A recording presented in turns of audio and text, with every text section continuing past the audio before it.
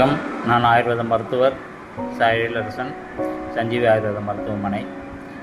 அதாவது இன்றைக்கி பார்த்திங்கன்னா பல ரீல்ஸு மற்றும் பல்வேறு வீடியோக்களில் நிறைய பேர் மூலிகைகள் பற்றிய மருத்துவ குறிப்புகளை மற்றவங்களுக்கு ஃபார்வர்ட் பண்ணிட்டு வராங்க.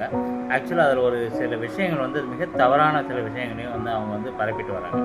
அதாவது இந்தந்த மூலிகைகளுக்கு இந்தந்த குணங்கள் தான் இருக்குது, இந்தந்த மருத்துவ குணம் இருக்குதுன்றது நம்ம அத்தன்டிகேட்டட் புக்ஸான, உதாரணத்துக்கு ஆயுர்வேதம் எடுத்துக்கிட்டிங்கன்னா திரவிய குண விஞ்ஞான புத்தகங்கள், நிகழ்வு சேர்லாம் இருக்குது.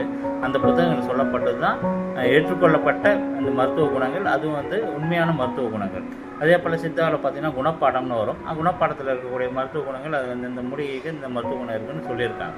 அதே போல் மெட்ரியா மெடிக்கா, மாடர்ன் மெடிசன் படிக்கணும் யாராக இருந்தாலும் சரி, modern medicine materia medica book Indian materia medica, அதுமாதிரி மெட்ரியா மெடிக்காவில் மெடிசனல் பிளான்ஸோட யூசஸ், அதன் இண்டிகேஷன்ஸ் எல்லாம் அதில் இருக்குது. சின்ன ஒரு மூலிகையை வச்சுக்கிட்டு நம்ம என்ன பண்ணுறாங்க, நிறைய பேர் அவங்களுக்கு தோணுன மருத்துவ குறிப்புகள்லாம் பரப்பிட்டு இருக்காங்க.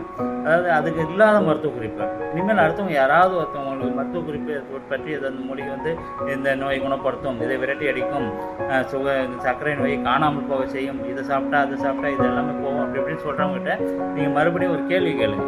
இது எந்த புத்தகத்தில் எந்த குறிப்பில் இருக்குது? ஏன்னா எல்லாமே ஒரு குறிப்புள்ள புத்தகத்திலேருந்து எடுக்கப்பட்டது தான் அத்தன்டிகேட்டடான ஒரு மெடிசனல் டிப்ஸாக இருக்கும். ஆனால் இவங்க எந்த விதமான குறிப்பும் இல்லாமல் இவங்களாவே கிரியேட் பண்ணி நிறைய பேர் ஃபார்வர்ட் பண்ணிகிட்டு இருக்காங்க. நிறைய பேர் இதை உண்மையை நம்பி அந்த மருந்து எதுவும் சாப்பிடாமல் இந்த மூலிகைகளை சாப்பிட்டு குணமாயிடுன்னு நினச்சிட்டு நோயோட தீவிரத்தை அதிகப்படுத்திட்டு இருக்காங்க. எனவே இது ஒரு விழிப்புணர்வுக்காக நான் சொல்கிறேன். யார் எந்த இதை ஃபார்வர்ட் பண்ணாலும் அந்த மூலிகைக்கு அந்த மருத்துவ குணம் இருக்கான்றதை அந்தந்த அத்தன்டிகேட்டட் புக்ஸில் இருக்க மூலிமா ரெஃபர் பண்ணி அதுக்கப்புறமேட்டு அதை நீங்கள் ஃபார்வர்ட் பண்ணுங்கள், இல்லைன்னா அவங்ககிட்டே கேளுங்க.